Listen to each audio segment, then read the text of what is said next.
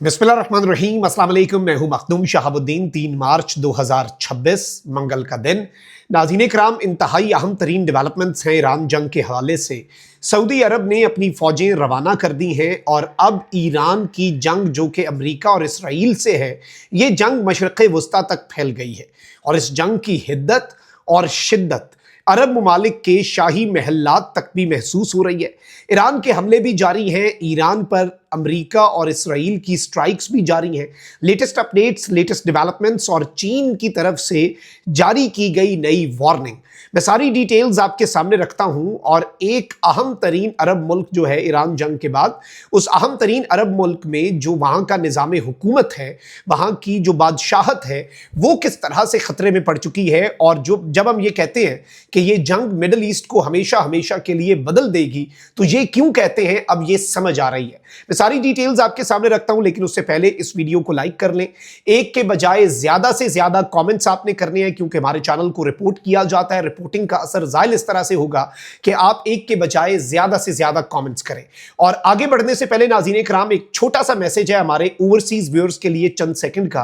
वो मैसेज आप सुने, फिर हम आगे बढ़ते हैं वीडियो में और खबरें जो हैं वो जल्दी जल्दी आपके सामने रखते हैं। रमजानुल मुबारक का आगाज हो चुका है और ईद की आमद ओवरसीज पाकिस्तानीज के लिए ये एक बड़ा अहम मौका होता है, जब वो अपने प्यारों को बैरून मुल्क से, पीछे पाकिस्तान में मौजूद अपने प्यारों को पैसे भेजते हैं।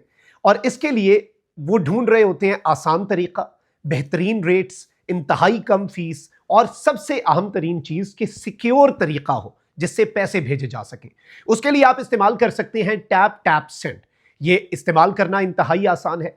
ऐप डाउनलोड करें, अमाउंट एंटर करें, अपने रिसिपिएंट का नाम लिखें, बैंक सेलेक्ट करें और आपके पैसे आपके प्यारों के पास इंतहाई महफूज और तेज तरीन तरीके से पहुंच जाएंगे। अगर आप मेरा प्रोमो कोड इस्तेमाल करते हैं शहाब, SHAHAB, कोई भी ट्रांसफर भेजते हुए आप इस प्रोमो कोड का इस्तेमाल करते हैं तो आपको बोनस अमाउंट भी मिलेगी। तो जितने ओवरसीज पाकिस्तानी हमें देख रहे हैं, अभी टैप टैप सेंड डाउनलोड करें, अपने प्यारों को महफूज और तेज तरीन तरीके से बेहतरीन रेट्स के ऊपर इंतहाई कम फीस के साथ पैसे भेजें और सबसे अहम तरीन चीज ये कि मोहब्बतें बांटें। नाज़रीन कराम, जल्दी जल्दी खबरों पर आते हैं। एक तो ये कि ईरान के हमले जो हैं वो बदस्तूर जारी हैं और रियाद में, सऊदी अरब के दारुल हुकूमत रियाद में अमरीकी सिफारत खाना जो है उस पर भी हमलों की तस्दीक हो गई है और कुवैत में भी अमरीका ने अपना सिफारत खाना बंद कर दिया है। इसके साथ ही साथ ईरान जो है वो इस वक्त अपने हमले जो हैं वो जारी रखे हुए हैं और इसराइली हुकाम ने भी अब ईरानी पासदारान इनकलाब की जानिब से नेतन्याहू के दफ्तर पर हमले की तस्दीक कर दी है। नेतन्याहू के ऑफिस पर हमला किया गया पासदारान इनकलाब की तरफ से। ऑल्दो नेतन्याहू जो है वो इसमें बच गया और ये खबर एक चली तो सही कि नेतन्याहू को कुछ हुआ, लेकिन वो फेक न्यूज़ थी और फिर नेतन्याहू मंजर-ए-आम पर भी आया। लेकिन ईरान स्ट्रेटेजिकली अपने हमले जो हैं वो जारी रखे हुए है और ईरान के खलीजी ममालिक पर 450 मिसाइलों और 1000 से ज़ायद ड्रोन से हमले जो हैं वो अभी तक सामने आ चुके हैं और ये एक बहुत बड़ी तादाद है। ये अरब मुल्कों के अंदर ये सब कुछ हो रहा है और अरब ममालिक जो हैं उनके अंदर जो ये हमले हो रहे हैं, इनका जवाब क्या अरब ममालिक किस तरह से देते हैं, ये इंतहाई अहम होगा। क्योंकि अब ईरान के फॉरेन मिनिस्टर ने यह कह दिया है कि ईरान सिविलियन तनसेबात जो हैं अरब ममालिक की, उन पर हमले नहीं कर रहा, तेल की तनसेबात पर भी हमले नहीं कर रहा, हम सिर्फ अमेरिका को टारगेट कर रहे हैं। तो सवाल ये भी पैदा होता है कि भाई आखिर फिर कौन है जो इन ममालिक पर हमले कर रहा है और कौन ये चाहता है कि ये ममालिक ईरान के खिलाफ जंग के अंदर बाज़ाब्ता तौर पर शमूलियत इख्तियार करें। अब एक तरफ ईरान के ताबड़तोड़ हमले जो हैं वो जारी हैं, ईरान की तरफ से बहुत शदीद तरीन हमले, बहुत शदीद तरीन जो एक रिएक्शन है वो सामने आ रहा है। लेकिन वहीं दूसरी जानिब अमेरिका के और इसराइल के ईरान पर भी हमले जारी हैं और ईरान का एयर डिफेंस सिस्टम तो आपको पता है कि अगर वो फाल होता या कोई वर्ल्ड का top class air defence system होता और ईरानियन एयरफोर्स जो है वो इनकमिंग एयरक्राफ्ट जो है यूएस और इसराइल के, उन्हें बहुत सी चीज़ें जो हैं वो कर लेता और इंटरसेप्ट कर लेते, तो फिर शायद ना सुप्रीम लीडर पर हमले होते ना बाकी सब कुछ। ईरान अटैकिंग कैपेसिटी तो रखता है लेकिन डिफेंस जो है वो अमलन इस वक्त ईरान के पास नहीं है। अब अमरीकी सेंटकॉम ने दावा किया है कि अमरीकी फौज के हमले में पासदारान इनकलाब गार्ड्स के कमांड एंड कंट्रोल फैसिलिटी को तबाह कर दिया गया है। सेंटकॉम के मुताबिक अमरीकी फौज ने ईरानी दिफाई सलाहियतों, मिसाइल, ड्रोन लॉन्च साइट्स और मिलिट्री एयरफील्ड्स जो हैं उन्हें भी तबाह कर दिया है।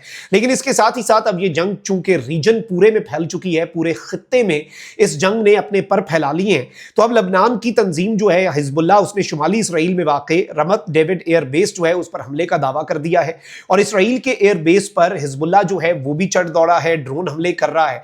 दीगर ग्रुप्स जो हैं वो भी इस वक्त सामने आ रहे हैं और बल्कि सेक्रेटरी जनरल ईरानी national security council Ali Larijani जो है उन्होंने कहा है कि ईरान ने लंबी जंग की तैयारी कर रखी है, हम अपनी 6000 साला तहजीब का दिफा करेंगे। उन्होंने अपने एक बयान में कहा कि कीमत कुछ भी हो, दुश्मन को अंदाजे लगाने की गलती पर पछताना होगा। दुश्मन ने जो अंदाजे लगाए उस पर अब इन्हें पछताना होगा। ऑल्दो दूसरी तरफ से अमरीकी वजीर खारजा जो है secretary of the state Marco Rubio, उन्होंने ये स्टेटमेंट दी है और उन्होंने मीडिया से गुफ्तगू करते हुए कहा कि ईरान में रिजीम चेंज मौजूदा अमरीकी फौजी ऑपरेशन का बाज़ाब्ता हदफ तो नहीं, लेकिन अगर ईरानी अवाम खुद मौजूदा हुकूमत का तख्ता उलट दें तो अमरीका उसे खुशाइन समझेगा। ताहम ये मौजूदा कार्रवाई के मकासद में शामिल नहीं। लेकिन इसके साथ मार्को रूबियो ने यह कहा है कि ईरान पर जो असल हमने सख्त तरीन हमले करने हैं वो सख्त तरीन हमले होना अभी बाकी है, यानी we are yet to attack Iran with all our might. अभी हमने असल हमले तो करने हैं। अब आते हैं नाज़रीन इकराम असल तशवीशनाक खबर के ऊपर कि एक तरफ तो चले अभी अरब ममालिक जो है उन्होंने बराह रास्त ईरान पर जवाबी हमला जो है वो नहीं किया और इस सब के अंदर वो रिस्ट्रेंट का मुजाहरा कर रहे हैं और ईरान जो है उसने भी कह दिया है कि हमने अरामको की साइड को तो हिट ही नहीं किया। तो सवाल ये पैदा होता है कि सऊदी अरामको साइड को किसने हिट किया। लेकिन अब हो ये रहा है नाज़रीन इकराम के मुख्तलिफ ममालिक जो है अरब ममालिक, वहां पर इस वक्त तशवीशनाक सूरत हाल है। जाहिर बात है सिक्योरिटी के भी कंसर्न्स हैं, दीगर कंसर्न्स भी बड़े जेन्युइन कंसर्न्स होते हैं जो इस वक्त वहां पर चल रहे हैं। बहरीन इसी तर्ज का नाज़रीन इकराम एक मुल्क है जिसमें आपको पता है कि अमेरिका की जो 5th फ्लीट है बहरीन उसे होस्ट करता है और वहां पर उसका पूरा 5th फ्लीट के ऊपर ही पहला अटैक ईरान ने किया। और अब इस सब के अंदर बहरीन के जो लोग हैं वो निकलकर अपनी ही फोर्सेस के साथ क्लैशेस कर रहे हैं और बहरीन के अंदर इसे एक अपराइजिंग के तौर पर देखा जा रहा है। बहरीन के लोगों ने एहतजाज करना शुरू कर दिया जिसमें मुतालबा किया गया है कि ईरान के साथ इत्तेहाद किया जाए और अमरीकी फौज को फौरी तौर पर बहरीन से निकाला जाए, जिसके जवाब में सिक्योरिटी फोर्सेस जो है उनकी फिर जो प्रोटेस्टर्स हैं उनके साथ झड़पें भी हुई। बहरीन में हालात इंतहाई कशीदा बताए जा रहे हैं। ईरानी हमलों से बहरीन में अमरीकी ठिकानों पर तबाही भी देखी गई और बहरीन में अमरीका की मौजूदगी जो है वो ऑलमोस्ट ईरान के निशाने पर है और उस पर अच्छा खासा इंपैक्ट भी पड़ रहा है। लेकिन अब बहरीन के अवाम सड़कों पर बेसिकली मौजूद है। अब ये असल मामला क्या है नाज़रीन इकराम, इस चीज को आपने समझना है। बहरीन में तकरीबन 60% आबादी जो है वो अहले तशी यानी कि शिया है और जो बहरीन के हुक्मरान हैं, जो बहरीन के रूलर्स हैं, आपको पता है कि अरब ममालिक के अंदर मोनार्कीज हैं, अरब ममालिक के अंदर बादशाहत का निज़ाम है और जो हुक्मरान हैं बेसिकली बहरीन के वो सुन्नी हैं।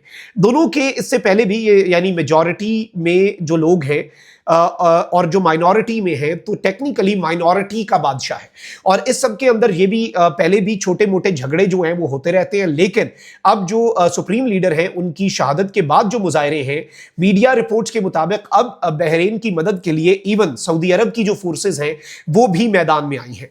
अब बहरीन जो है नाज़रीन इकराम उन्होंने सिक्योरिटी फोर्सेस के साथ बहरीन के लोगों के क्लैशेस हुए।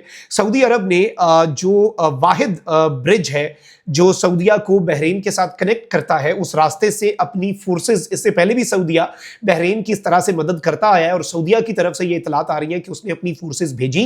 ईरान ने बेसिकली उस ब्रिज के ऊपर भी स्ट्राइक कर दी जहां से मूवमेंट होती थी और मजीद ट्रूप्स जो हैं सऊदिया के वो बहरीन में ना आ सके बहरीन की हुकूमत और हुक्मरानों की मदद के लिए, तो इसलिए उन्होंने उस ब्रिज को भी स्ट्राइक किया और ब्रिज को टेम्परेरली क्लोज भी किया गया। लेकिन इस सब के अंदर मैं आपको ये बता दूं कि अब जो सूरत हाल है, इससे पहले भी 2011 के फरवरी में एक अपराइजिंग हुई थी और एक बड़ा ही 10 दिन का जनरल स्ट्राइक थी बहरीन के अंदर और बेसिकली ये बड़े शदीद तरीन प्रोटेस्ट थे बहरीन में जो हुए और बाद में सऊदी अरब जो है उसकी इंटरवेंशन से ये मुजाहरे जो हैं ये नाकाम हुए थे इन 2011। और मैं आपको ये बता दूं कि इस वक्त ये जो सिनेरियो है ये पहले भी होता रहा और ऑयल एक्सट्रैक्शन एरियाज जो हैं वो बहुत से इस तरीके से ही इसमें बहुत सी चीज़ें हैं, सऊदी अरब के अपने इंटरेस्ट हैं और अब सऊदी अरब ने बहरीन की मदद के लिए एक मरतबा फिर अपनी फ़ौजें जो हैं वो रवाना कर दी हुई हैं, जो कि इस सिनेरियो को मज़ीद कॉम्प्लेक्स बनाता है। इसे नेविगेट करना हर मुल्क के लिए बड़ा मुश्किल होने जा रहा है, बड़ा कॉम्प्लिकेटेड सा सिनेरियो बनने जा रहा है। बट लेट्स सी चीज़ें किस तरफ को जाती हैं, मामला क्या रुख इख्तियार करता है। अभी तक की जो डेवलपमेंट्स हैं वो तो हमारे सामने और जिस तरह से निज़ाम ये चल रहा है और सऊदी अरब ने जो मैदान में उतरने का और इससे क्या ये एक और अरब स्प्रिंग की तरफ बात जा सकती है? आई डोंट थिंक सऊदिया या यूएई या बहरेन या कुवैत, दीगर ममालिक के अंदर नहीं, कतर में, लेकिन बहरीन की चूंकि मेजॉरिटी पॉपुलेशन और एक बड़ा चंक जो है पॉपुलेशन का वो वहां पर शिया है, तो इसलिए पहले भी प्रोटेस्ट होते थे, छोटे मोटे मामला चलते रहते थे, लेकिन अब चूंकि ईरानी सुप्रीम लीडर की शहादत और अमेरिका की फोर्सेस और फिफ्थ फ्लीट का बहरीन में होना, इस सब की वजह से प्रोटेस्ट जो है वो वायलेंट हो रहे हैं। और मजीद फोर्सेस का आना, दूसरे मुल्क से, दोस्त मुल्क से फोर्सेस मांगना, ये भी इस जानिब एक क्लियर इंडिकेशन है कि प्रोटेस्ट शायद बहरीन के अपने कंट्रोल में उस तरीके से नहीं रहे। लेट्स सी, इस सिचुएशन को भी हम मॉनिटर करेंगे, लेकिन ये डेवलपमेंट्स थी। चाइना ने भी इस सारे मामले के अंदर एंट्री दे दी है और चाइना ने भी ईरान के हवाले से अब ये भी खबरें आ रही हैं कि ईरान को मजीद कुछ चाइना से मदद मिली है। देखते हैं कि ये मामला कहां पर जाकर रुकेगा। अपना बहुत ख्याल रखें। अल्लाह निगहबान। पाकिस्तान जिंदाबाद।